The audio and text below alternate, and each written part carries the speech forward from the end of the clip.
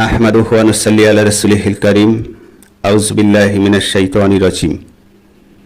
সমস্ত উপস্থিতি প্রিয় শ্রোতামণ্ডলী,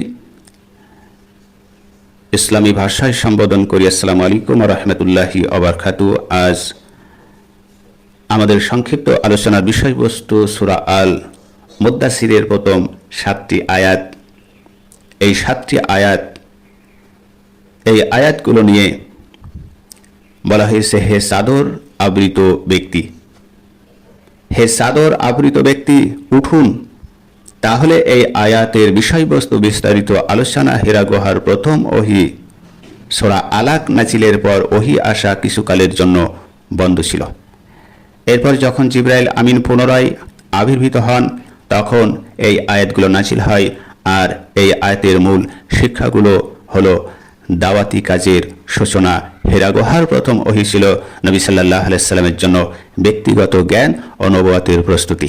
কিন্তু সূরা মুদ্দাসিরের এই আয়াতগুলোর মাধ্যমে নবী সাল্লাল্লাহু আলাইহি সাল্লাম জনগণকে সত্য প্রচার বা তাবলীগ এর আনুষ্ঠানিক নির্দেশ দেওয়া হয়েছিল। সেখানে বলা হয়েছে রবের শ্রেষ্ঠত্ব।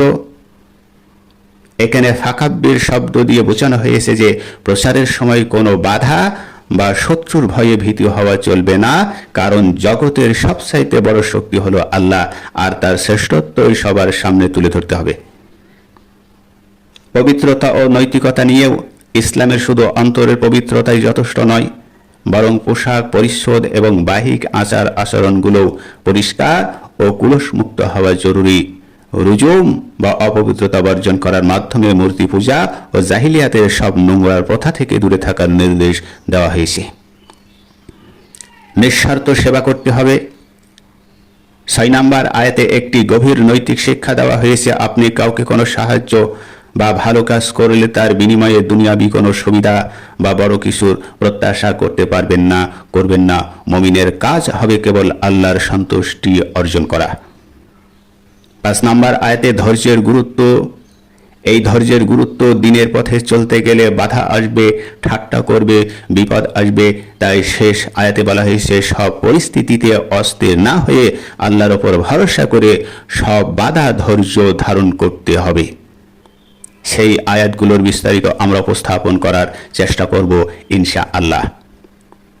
সেখানে বলা হয়েছে আল মুদ্দাসির ইয়া আইয়ুহা, হে চাদর আবৃত, ফাআনজিরকুম, উঠুন এবং সতর্ক করুন। অ রাব্বাকা ফাকাব্বার, মহত্ব ঘোষণা করুন এবং আপনার রবের শ্রেষ্ঠত্বতা ঘোষণা করুন। অশিয়াবাকা ফাতাহার, এবং আপনার পোশাক পবিত্রতা করুন। অরুযা ফাহজুর, অপবিত্রতা বর্জন করুন। আলা তামান্নু তাসাতাকসির, অধিক পাওয়ার আশায় কাউকে অনুগ্রহ করবেন না। ওয়ালিয়া রব্বিকা ফাসবির, এবং আপনার রবের উদ্দেশ্যে ধৈর্য ধারণ করুন। এই আয়াতগুলো ইসলামের ইতিহাসের অত্যন্ত গুরুত্বপূর্ণ এক সন্ধিক্ষণে নাজিল হয়েছিল। এর মূল শিক্ষা ও তাৎপর্য নিয়ে আমরা সংক্ষিপ্ত উপস্থাপন করার চেষ্টা করব ইনশাআল্লাহ। প্রকাশ্যে দিন প্রচারের ঘোষণা দেওয়া হয়েছে। হেরা গুহার প্রথম ওহী ছিল সূরা আলাক। এই আলাকের ছিল নবী সাল্লাল্লাহু আলাইহি সাল্লামের ব্যক্তিগত নবুয়তের সূচনা। আর সূরা মুদ্দাসিরের মাধ্যমে নবী সাল্লাল্লাহু আলাইহি সাল্লামকে সতর্ককারী হিসেবে কাজ করার, অর্থাৎ মানুষের কাছে আল্লাহর বাণী পৌঁছে দেওয়ার আনুষ্ঠানিক দায়িত্ব দেওয়া হয়েছে। তাওহীদের মূল মন্ত্রের কথা বলা হয়েছে, আল্লাহর বড়ত্ব। ফাকাব্বির শব্দের মাধ্যমে শিখিয়ে দেওয়া হয়েছে যে পৃথিবীর অন্য কোনো ব্যক্তিকে ভয় পাওয়া যাবে না। মানুষের মনে স্রষ্টার বড়ত্ব প্রতিষ্ঠা করাই ছিল এই ওহীর অন্যতম লক্ষ্য। পবিত্রতার গুরুত্ব। ইসলামে আত্মিক পবিত্রতার পাশাপাশি বাহ্যিক পোশাক ওই শরীরের পবিত্রতাকেও বাধ্যতামূলক করা হয়েছে। তৎকালীন আরবের মূর্তি পূজা ওই নোংরা সভ্যতাগুলো থেকে নিজেকে সম্পূর্ণ মুক্ত রাখার প্রতীকী অর্থ বহন করে এই আয়াতগুলো। নিঃস্বার্থ কাজ, দাওয়াতের কাজ বা মানুষের উপকার করার ক্ষেত্রে যেন দুনিয়াবি কোনো প্রাপ্তি বা অধিক প্রতিদানের লোভ না থাকে, সেদিকের কঠোর সতর্কবাণী দেওয়া হয়েছে। কাজ হতে হবে সম্পূর্ণ আল্লাহর সন্তুষ্টির জন্য। নিঃস্বার্থ কাজ, দাওয়াতি কাজ বা মানুষের উপকার করার ক্ষেত্রে যেন দুনিয়াবি কোনো প্রাপ্তি বা অধিক প্রতিদানের লোভ না থাকে, সেদিকে কঠোর সতর্কবাণী দেওয়া হয়েছে। কাজ হতে হবে সম্পূর্ণ আল্লাহর সন্তুষ্টির জন্য।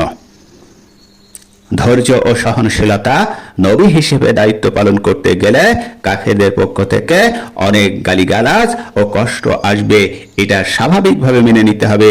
তাই শেষ আয়াতে সবর করার কথা বা ধৈর্যের নির্দেশ দেওয়া হয়েছে, যা যে কোনো বড় ধরনের আন্দোলনের মূল ভিত্তি হলো সবর এবং ধৈর্য।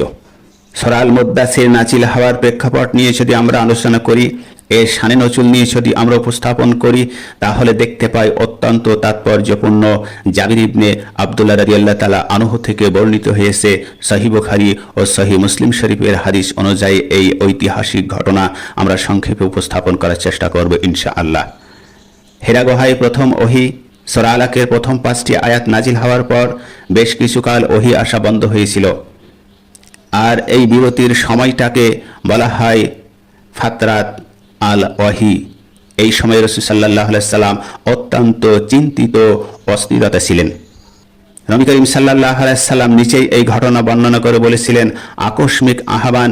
একদিন নবী করিম সাল্লাল্লাহু আলাইহি সাল্লাম পথ দিয়ে চলছিলেন, হঠাৎ আকাশ থেকে একটি আওয়াজ শুনতে পেলেন। তখন নবী করিম সাল্লাল্লাহু আলাইহি সাল্লাম আকাশের দিকে তাকিয়ে দেখলেন হিরা গুহায় সেই ফেরেশতা জিবরাইল আমিন তার কাছে এসেছিলেন। ঠিক সেই ফেরেশতা আকাশ ওই পৃথিবীর মাঝখানে একটি কুৎসিতে আসনে বসে আছেন। এই ফেরেশতার বিশাল ওই অলৌকিক রূপ দেখে নবী করিম সাল্লাল্লাহু আলাইহি সাল্লাম ভীষণ ভয় পেয়ে গেলেন এবং কাঁপতে কাঁপতে বাড়ি ফিরে আসলেন। নবী করিম সাল্লাল্লাহু আলাইহি সাল্লাম ঘরের ভেতরে প্রবেশ করে পরিবারের সদস্যদেরকে বললেন যে জাম্মিলুনি জাম্মিলুনি এবং দাত্তিরুনি দাত্তিরুনি, অর্থাৎ আমাকে চাদর দিয়ে ঢেকে দাও, আমাকে বস্ত্র আবৃত করো। এই ওহী নাজিল যখন নবী করিম সাল্লাল্লাহু আলাইহি সাল্লাম চাদর মুড়ি দিয়ে শুয়ে পড়লেন, ঠিক সেই মুহূর্তে জিবরাইল আমিন আল্লাহর পক্ষ থেকে সূরা মুদ্দাসিরের এই প্রথম 7টি আয়াত নিয়ে নাজিল হলেন, হে চাদর আবৃত ব্যক্তি, উঠুন এবং সতর্ক করুন। এখন শুয়ে থাকার সময় নয়, ঘুমিয়ে থাকার সময় নয়, উঠুন এবং সতর্ক করুন, এই জাহিলিয়াত সমাজ বর্জন করান। এই শানে নজুলের মূল তাৎপর্য দাওয়াতি মিশনের সূচনা।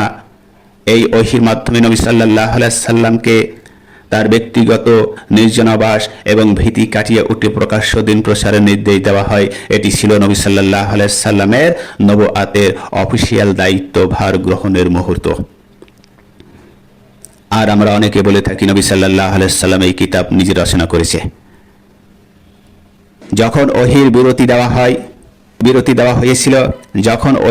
দেওয়া হয়েছিল, যাতে প্রথম অভিজ্ঞতার যে ধকল ছিল সেই ধকল কাটিয়ে নবী সাল্লাল্লাহু আলাইহি ওয়াসাল্লাম মানসিকভাবে পরিবর্তিত বড় দায়িত্ব পালনের জন্য প্রস্তুতি হতে পারেন, এই জন্য এতটা গ্যাপ দেওয়া হয়েছিল। যখন চাদর মুড়ি দেওয়া অবস্থা থেকে উঠতে বলার মাধ্যমে নবী সাল্লাল্লাহু আলাইহি ওয়াসাল্লামকে বুঝিয়ে দিয়েছিলেন যে এখন আর বিশ্রামের সুযোগ নেই, এখন থেকে কিয়ামত পর্যন্ত মানুষকে সত্যের পথে ডাকার বিরামহীন কাজ শুরু হলো, এ কাজ আপনাকে সম্পাদন করতে হবে। এইভাবেই ওহীর দ্বিতীয় পর্যায়ে এই সূরার মাধ্যমে ইসলামের প্রসারের কাজ আনুষ্ঠানিকভাবে শুরু হয়। আর আজকের আলেম উলামা যতটুকুনি সমর্থন এবং যতটুকুনি আশ্বাস তারা পাচ্ছেন, নিজ ক্ষমতায় তারা ইসলামের যথাযথ খেদমত নবুয়াতের দায়িত্ব পালন করে যাচ্ছেন। আর সমাজের কিছু কুচারিত্র, দুচারিত্র এবং রাজনৈতিকবিদ তাদেরকে থামিয়ে দেওয়ার চেষ্টায় অব্যাহত আছে। আসলে তাদেরকে থামিয়ে দেওয়া হচ্ছে না, নবী মুহাম্মাদের দাওয়াতকে থামিয়ে দেওয়া হচ্ছে, আল্লাহর মিশনকে থামিয়ে দেওয়া হচ্ছে। আল্লাহ পাক রব্বুল আলামিন আমাদেরকে বুঝদান দান করুন। সকলে বলুন আমিন।